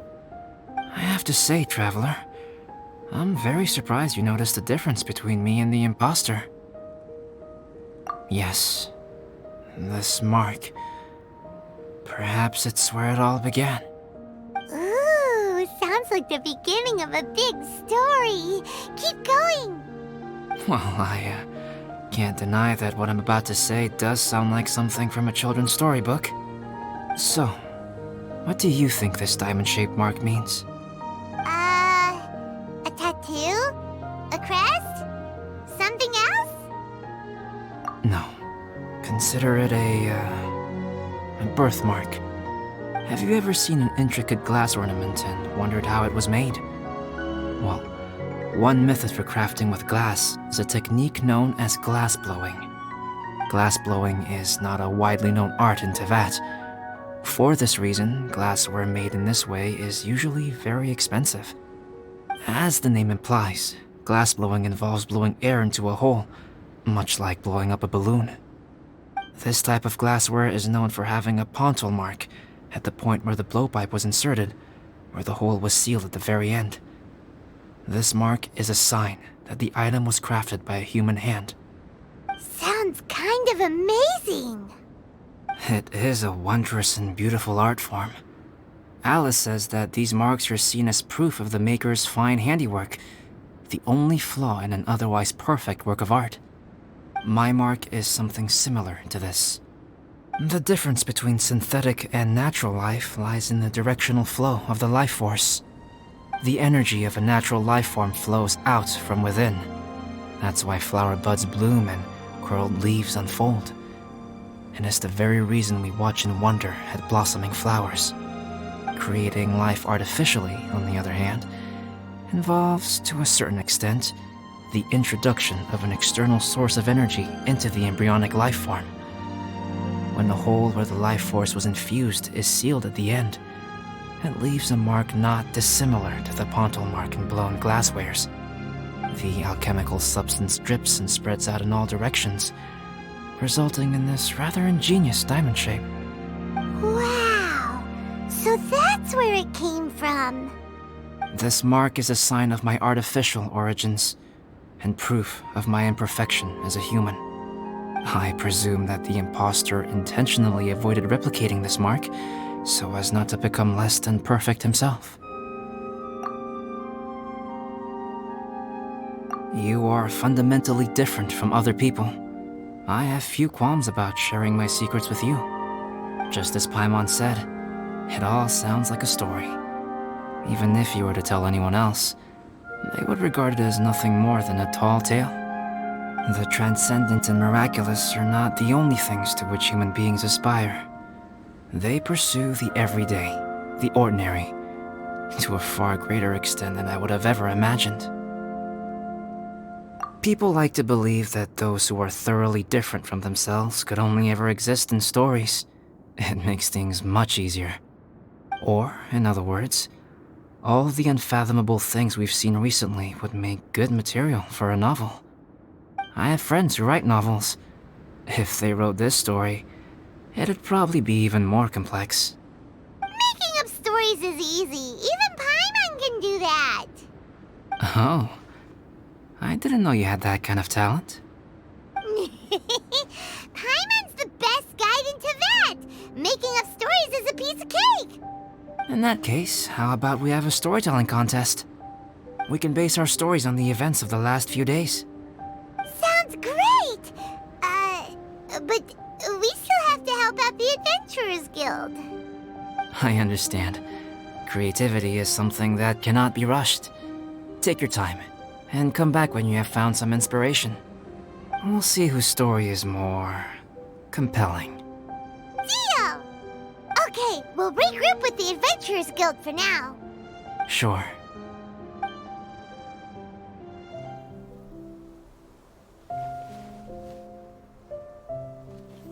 My story. Yes, I should have known. Master's failed specimen in the dragon's belly. This is where the story truly begins.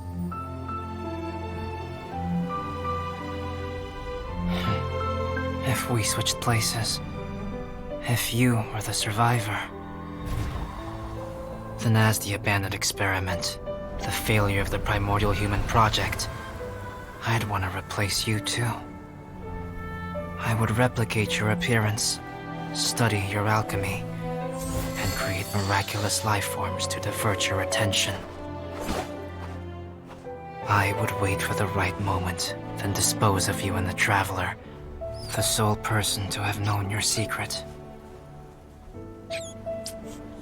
And then, I could finally experience the joy of being brought into the world.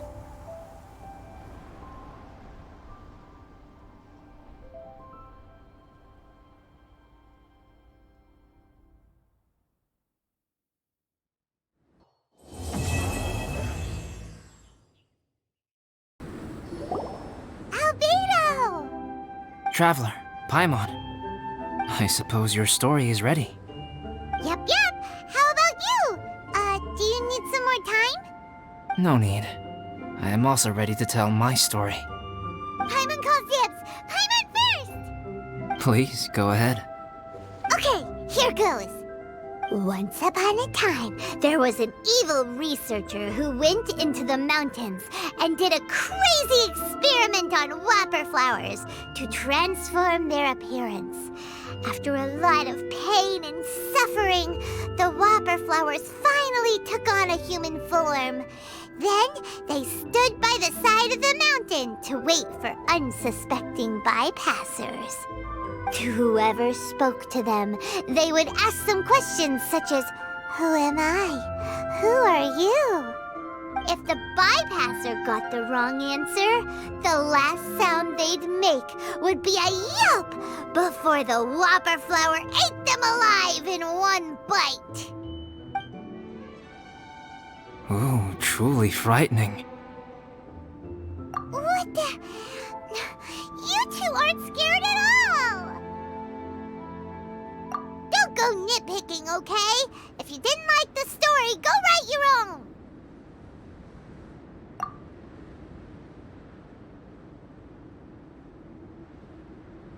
In other words, the whopper flowers would ambush and then completely replace their victims. And then what? Go back to where the person lives? Enter their home? Eat their whole family? Paimon made up this story, but now Paimon's the one who's scared by it. It's a good story. Oh, may I write it down? I may bring it up in future conversations. What for? Just to scare people with? Yes. You've got a real mean streak, Albedo.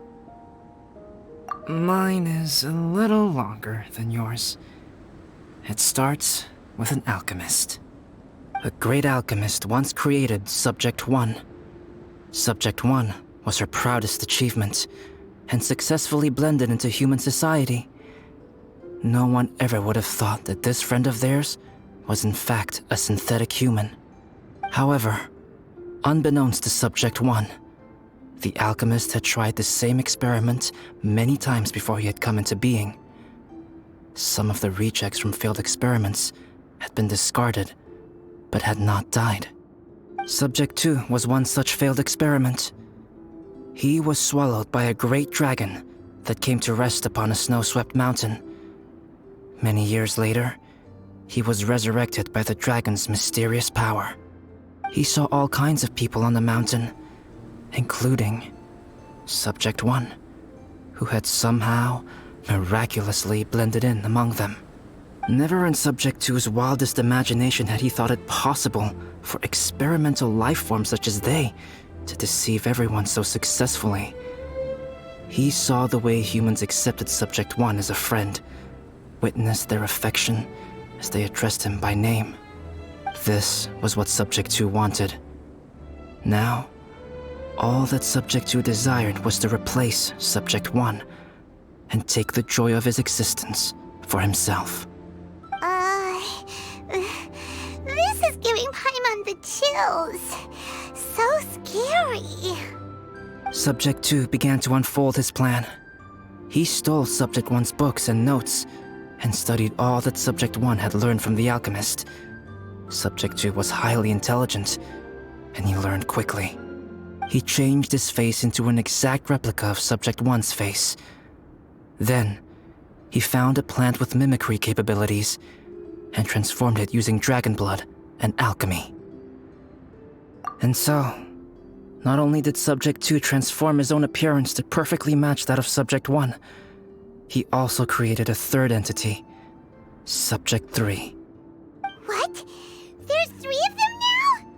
But Subject 2 wanted to become a perfected human. So, he erased a mark on both his and Subject 3's necks. For these marks were symbols of imperfection. In my view, it was probably a subconscious act, an instinct. He so desperately craved to become a perfect human being that he forgot something. Human beings are defined by their flaws. Subject 2's plan was meticulously crafted. Subject 3 would draw Subject 1's attention. After Subject 1 disposed of Subject 3, he would assume the threat had now disappeared and would let his guard down. The next moment that Subject 1 was alone, Subject 2 would make his move. He would eliminate Subject 1 and become the only one remaining. He would secretly replace the Subject 1 of everyone's memories and inherit his identity, residence, clothing, sword, name, and friends. People would have no idea that the individual they knew had become somebody else from one day to the next. This is way too scary. Paimon's never gonna be able to trust anyone again. But just before Subject 2 could carry out his plan, a unique stranger entered the mix. Subject 2 tried to make contact with this person, but found that they could somehow sense he was different from Subject 1. What's wrong? Are you scared? What happened then? What happened to the stranger? He became a new stage in Subject 2's plan. One more person that Subject 2 had to dispose of. It's as if there were 3 identical roses in a garden. Only one of the 3 was a fine specimen, while the other 2 were defective specimens that bore poisonous thorns. In all the world, only the gardener who tended to them could tell which was the good specimen. People do not like poisonous plants. Only a perfect rose can fetch a high price. If the inferior specimens wanted to conceal the fact of their worthlessness, they would have to take the gardener out of the picture, using their poisonous thorns. This is exactly what Subject 2 was thinking. So, he hid in the shadows and waited patiently. Maybe soon, he would get his chance to become truly human.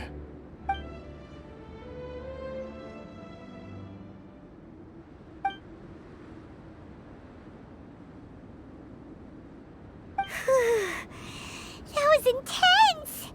So what happened after that? Did Subject 2's plan succeed? Paimon can't bear thinking about it! Fortunately, it is just a story. And even in this story, Subject 2 did not succeed. But you can never let your guard down on Dragonspine. Monsters mutated with Durin's power and blood are also creatures of Rhine-Daughter, just like me. You must beware of all such creatures. I'm glad to hear that. It's okay. I know what I am. You and I are both different, so there is no need for me to hide the truth from you. The only thing is that sometimes, when I think about how mighty the power of alchemy is, I feel so small. As beings who set foot in this world, how arrogant are we in desiring to control our destiny, and in desiring to create? Is creation an arrogant act, traveler? If not, why do we call the ones that created us and control us gods? If it is, then what qualifies us to call ourselves creators?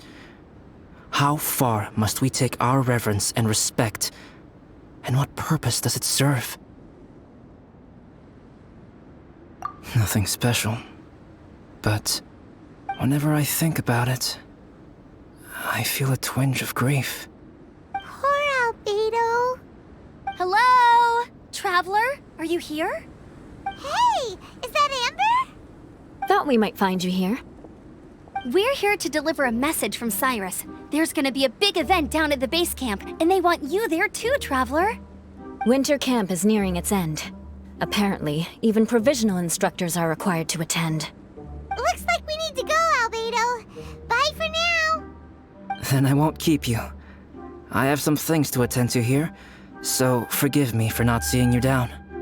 Don't worry about it. There have been no issues getting up and down the mountain recently. Is everyone ready? Let's not keep them waiting.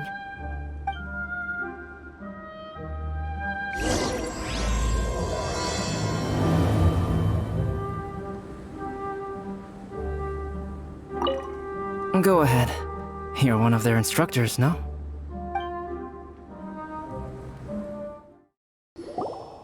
Huh? Who is this guy? Allow me to introduce Yozerf. He's Joel's father. Dad, this is that traveler I was telling you about. The traveler's helped me out loads in the past, and this time we even built a snowman together. Joel has told me everything about you. I can't thank you enough. Wow, this is amazing! Wait a second. Why is Cyrus discreetly wiping tears away? And what is Pallid doing here? Pallid is the hero of the hour this time. Go on, Pallid. Tell us what happened in your own words.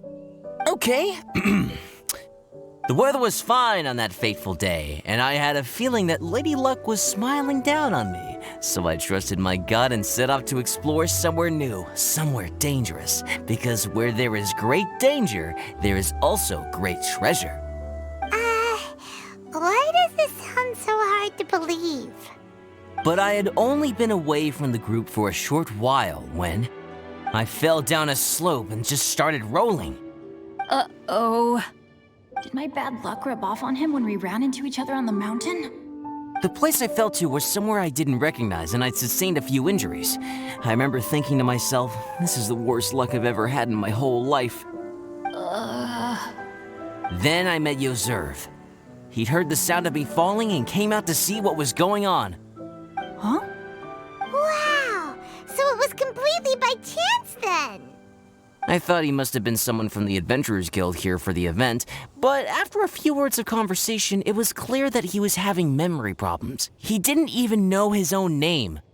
The temperature was freezing, and there was no time to deal with all that there and then, so I convinced him to come back to the camp with me and figure everything else out after we got there. We got back to the camp, ran into Joel, and the moment he saw him, he froze for a second with this completely stunned expression on his face, and then he started crying out, "Dad! Dad!" That's when Yoserv suddenly started to remember. My memory has still not fully recovered, but Joel and his mother, they are the only ones that I will not, no, that I cannot forget. Daddy. Daddy's right here, Joel. Daddy's right here. Yoserv, don't you remember anything else at all? The poor princess, feeding the foxes? I'm sorry. I have no recollection. Maybe it's because of the head trauma. I'm not sure. I woke up and found myself covered in blood. My things were gone, and there was nothing to indicate who I was or how I got there. I crawled into a cave and settled in for a slow recovery. After my legs and feet were a little better, my hunting skills were what kept me alive. Dad, I was so worried about you. I'm all right now, Joel. Oh, don't cry. Daddy's not going anywhere. I'm here to stay. Oh, this is good. This is good. You know what, though? I definitely think my luck got worse after running into Bennett on that mountain. I knew it. I just... No. I just meant if it weren't for you, there's no way I ever would have run into Yoserv on a mountain this huge. Besides, we got back safely, didn't we? So don't blame yourself. Maybe sometimes miracles can only happen when you get just unlucky enough. Palette. When did you become such a smooth talker, huh? Huh? Am I? I was just telling the truth. Oh, yeah. I want to say thank you to the Traveler, Uncle Cyrus, Auntie Eula, and Auntie Amber. Thanks, everyone. You all helped look after me, and I will always remember it. But I guess I can't take the snowman with me, or it'll melt once it leaves Dragonspine. It's such a shame. Oh, I can help with that. One moment. Huh? Eula? Here, take this. It's powdered rime. Just add it to your snowman, and it will never melt. Wow! Really? Oh, this is awesome! You're the best, Auntie Eula! Dad, I have an unmeltable snowman now! How cool is that? How can I ever repay you all? Thank you all. Thank you from the bottom of my heart. Dad, I want to go move the snowman. Can we do it now, please? Okay. I'll be leaving with Joel now. I'm sure I'll see you all another day.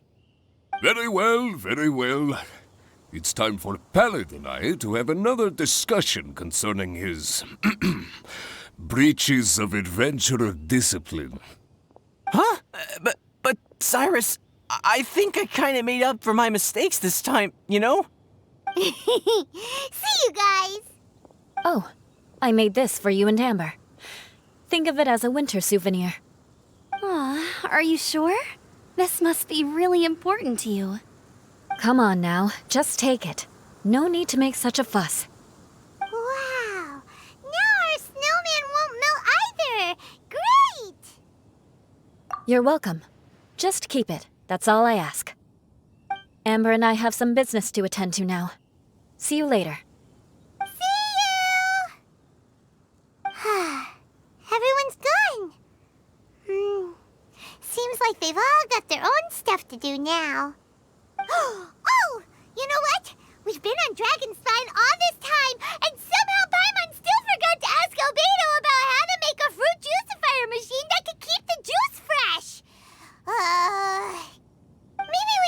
Timaeus again. He does seem pretty eager to please after all. Timaeus! Traveler and Paimon, what can I do for you? Wait a minute. You've got that mischievous look on your face. Oh, you're not still thinking about that ridiculous juicer thing, are you? Timaeus, will you help us?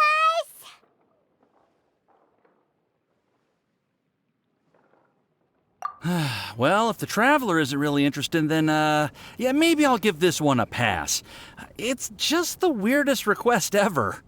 No, but Paimon's Sunsettias are gonna go to waste without it! And the time it would take me to research something like that, I could probably pick those Sunsettias again 10 times over. New research project, Timaeus? We meet again. Oh, Albedo, thank goodness. So the situation is, Paimon wants a machine that can turn fruit into juice and keep the juice fresh. I mean, surely it's... Majorly important, that's what it is. If you can manage to invent this, we'll never have to worry about fruit going bad ever again! That's impossible.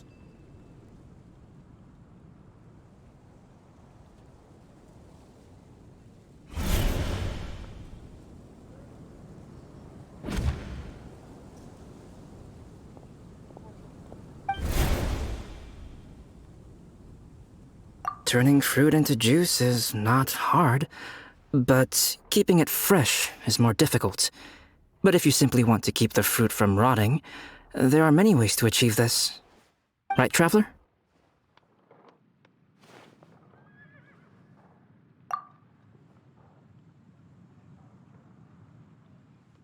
What about his neck? What's wrong? Is there something on my neck? From the look on your face, it's as if you thought I just played a practical joke on you that was in exceedingly poor taste.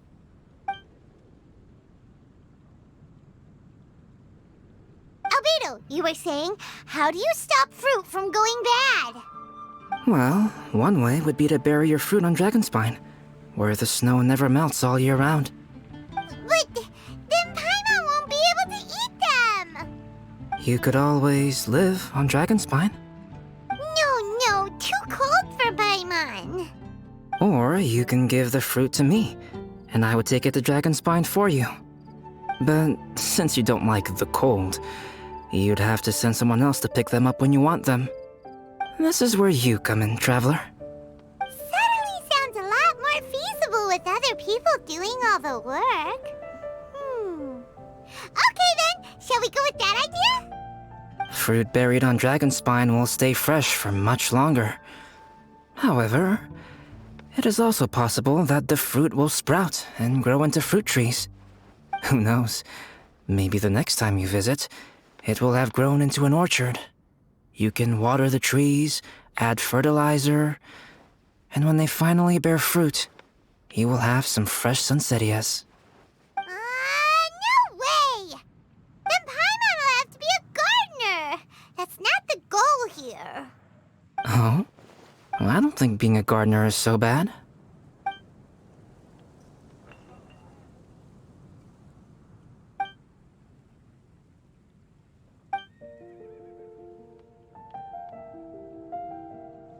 Albedo! Stop trying to get your hands on Paimon's super sweet Sunsettias! It bothers you, does it?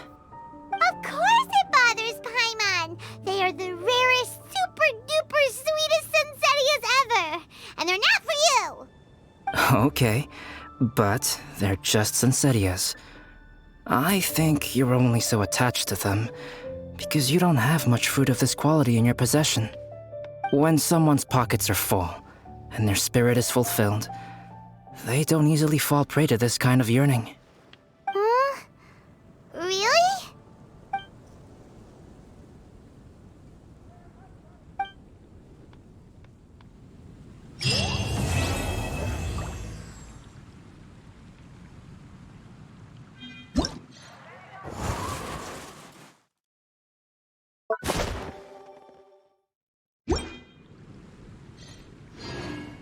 Dragonspine is too cold for ordinary fruit trees to survive. But if, one day, Dragonspine did become home to gardens and orchards, there would be more reasons for people to visit. Perhaps a little life is the key to attracting people. Life may exist in all kinds of unfathomable forms, and in all manner of unthinkable environments. Mysterious, yet tenacious. Perhaps this is what makes life so special.